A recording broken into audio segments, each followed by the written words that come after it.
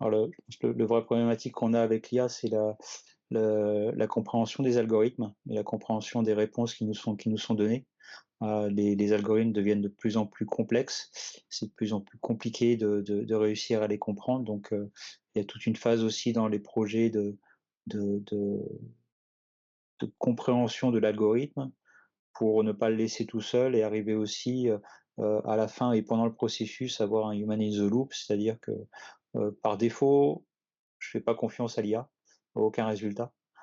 Donc, il faut qu'on ait des circuits de validation, de, de check des réponses qui sont données, des conformités aussi, vérifier les conformités réglementaires par rapport aux différents pays, parce on opère en Europe, aux États-Unis, en Amérique du Sud. Les législations sont pas les mêmes. Donc, Human in the Loop, c'est quand même un sujet compliqué pour s'assurer que on laisse pas la machine, on laisse pas l'IA décider en fait, et on intervient au bon moment du processus, que ce soit en amont, pendant ou après les projets, pour s'assurer qu'on valide les réponses de l'IA, qu'elles sont conformes aux réglementations et à notre business, hein, tout simplement.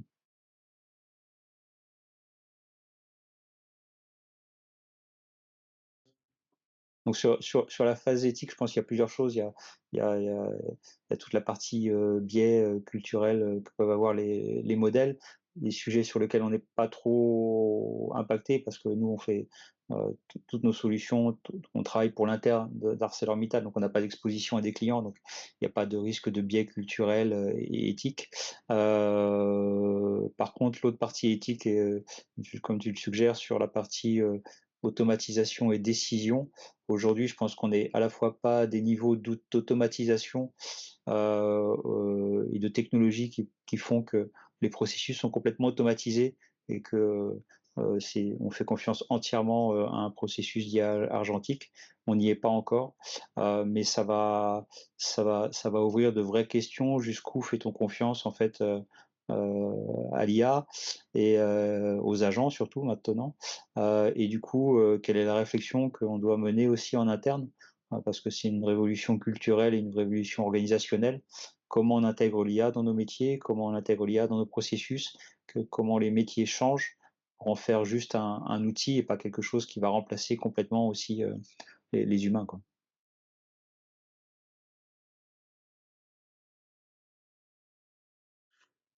Ouais, je pense que c'est des choses sur lesquelles on travaille aussi aujourd'hui. On essaye de voir quel est le bénéfice de ces agents et quel est le bénéfice de l'IA d'une façon générale d'ailleurs. Et on essaye d'automatiser des processus aujourd'hui qui sont assez redondants. Donc là, les agents ont de l'intérêt. Pour moi, on n'est pas encore au niveau d'agents autonomes hein, qui vont. Là, les agents qu'on utilise, ils réalisent des tâches, mais ils prennent pas de décision. Euh, donc, on n'est pas encore, pour moi, à ce stade où on va avoir des vrais agents autonomes. C'est peut-être un futur, mais pour moi, ça reste quand même très, très expérimental, en tout cas dans mon domaine d'activité, hein.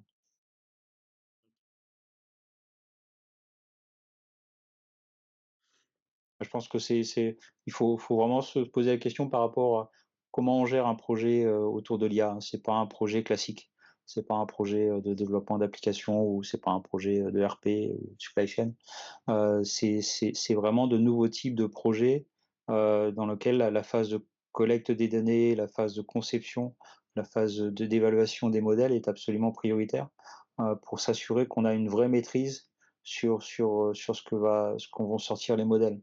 La complexité, je pense aujourd'hui dans les projets d'intelligence artificielle, c'est de s'assurer que on va réussir à interpréter le résultat. Parce que si on met par exemple des agents autour de la finance ou d'autres sujets, le challenge est que comment je peux avoir confiance dans le résultat qui va m'être donné. Je peux pas tout vérifier, mais quel est mon niveau de confiance? Et ça se travaille en amont sur le processus du projet autour de la mise en œuvre de l'IA, sur les bonnes questions à se poser, quel modèle on va utiliser, quelles données on va utiliser pour entraîner les modèles, comment on va les faire, comment on va le faire, comment on va le customiser pour avoir des réponses qui sont pertinentes, qui sont éthiques, qui sont conformes aussi en termes de régulation. Donc je pense que c'est vraiment sur la phase d'entraînement, de préparation du projet qui est absolument critique. Après sur la phase de mise en œuvre des agents, hein, qui est encore la prochaine étape, c'est pareil en fait, hein, si les agents vont se baser sur des modèles, si les modèles sont on est capable de maîtriser les modèles et de les rendre explicables, à ce moment-là, on pourra avoir de plus en plus confiance dans des modèles.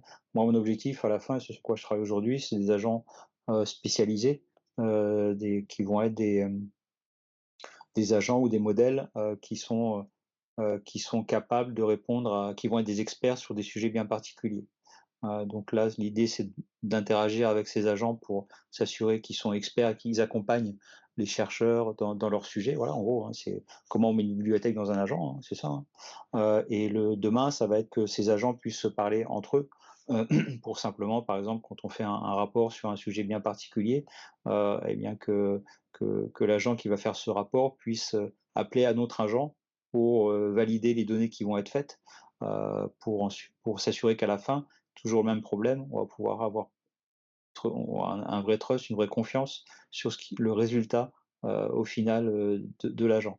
Donc, je pense que pour, créer de la confiance sur la façon dont les résul les résultats sont donnés par les IA ou comment les agents vont fonctionner, ça se prépare avant, ça se questionne maintenant sur la façon dont on crée les projets et un vrai changement dans les mentalités, un changement culturel, et méthodologique sur la façon dont on fait un projet IA qui encore pour moi aujourd'hui est traité trop de façon, à l'ancienne en fait, hein, comme un cycle en V ou un développement agile, où on se pose pas encore on n'a pas encore les vrais réflexes et les vrais contrôles pour comprendre comment va agir, l'IA, quelles données vont être utilisées, comment on va l'entraîner, est-ce qu'il va y avoir un drift du modèle ou des données ou des datas? Donc pour moi, c'est au final, on pourra avoir des outils et des agents, autonomes qui travaillent à partir du moment où, en amont, on aura un vrai cycle de vie de projet d'IA qui sera, solide, auditable, et auquel on pourra avoir confiance.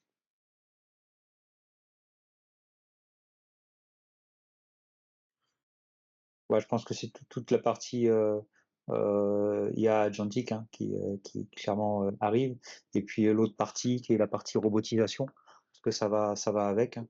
Heu